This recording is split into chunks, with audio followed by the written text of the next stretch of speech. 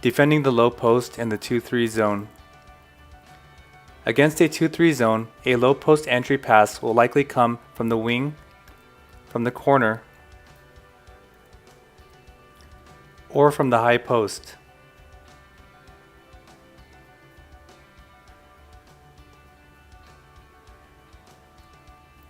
When the ball enters the low post from the wing, it is the 5 player's main responsibility to guard this player.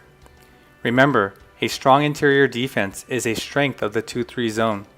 Our 5 player should stop his opponent from going baseline and force them towards the middle, where player 4 can provide help. If this low post player is exceptionally strong, player 3 can show and recover. If you're constantly having to double team a low post player in order to stop them from scoring, you're better off denying this entry pass rather than trying to play defense once they have the ball. A half or full front deny will leave a pass over the top available. Player 4 should be ready to come over to help. If the pass enters the low post from the corner, it's still player 5's main responsibility to defend, cut off baseline drives, and force to the middle for help. In these examples, you've seen a wing to low post entry pass with a high and low post and 3 guards outside the 3-point arc on the same side as the ball. Coverages would be the same with a double low post, which you're less likely to see against a 2-3 zone, and also with 4 perimeter players and 1 low post player. Now let's go over how to trap out of the 2-3 zone defense. There are a few key teaching points to successfully executing a trap from the 2-3 zone. 1. Read the situation. Your teammates and the position of the ball should help to determine whether or not you should trap. 2. Don't trap every time. Teams will often make the mistake of trying to trap too often. Teach your team to look for situations that will lead to easy or more successful traps. A poor passer or a player who lacks skills like dribbling with their head up. 3. Proper closeout techniques are essential. Close out on the ball with your hands up and don't overrun your opponent. And 4. Know who can handle the ball. If your opponent has 2 or more good ball handlers, you may want to reconsider running the trap from the 2-3 zone. There are 4 areas where I like to trap in the 2-3 zone. 2 in the baseline corners or short corners, and 2 in the low post areas. First, let's go over how to trap when the ball is passed into the baseline corner. When the ball is passed into the corner, we're going to trap with our 2 and 3 defenders. Player 3's job is to close out and deny a baseline drive. Player 2 will drop to double team the ball with their hands up.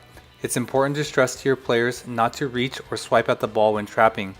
Apply pressure without fouling and allow your opponent to make mistakes and turn the ball over. Player 1 will come out to deny this wing pass out. Player 4 moves up to cover the high post, and player 5 will 3/4 or full front deny the low post entry pass. To successfully execute this trap, we cannot allow the first pass to the low post or back out to the wing guard. We want to cover this pass into the high post with the opposite bottom defender. The defender should be able to cover this high post pass while making this pass look open to the trapped offensive player. You can hang back just far enough to be able to steal this pass out of the trap. The only pass that we will allow from this corner trap is this long pass out to the top of the key. Often, this pass over the outstretched arms of your 2 trapping defenders will be slow and high arcing, giving enough time for the high post defender to break off and steal this pass. If the ball enters the trapping area from a dribble instead of by a pass, the trap coverage is the same. The open offensive player on the opposite side of the court means our 4 defender must be aware of and protect this area. Cross-court passes are 4's responsibility to close out on. Now let's go over how to trap when the ball enters the low post. First, let's go over the low post trap from a wing or corner entry pass. Here's our normal zone coverage. Our 2 defender has on-ball coverage and player 3 is guarding his or her zone area.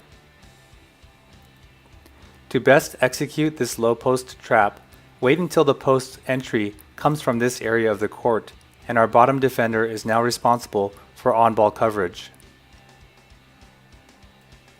When trapping in the low post, we will send the opposite top guard to trap with our 5 player.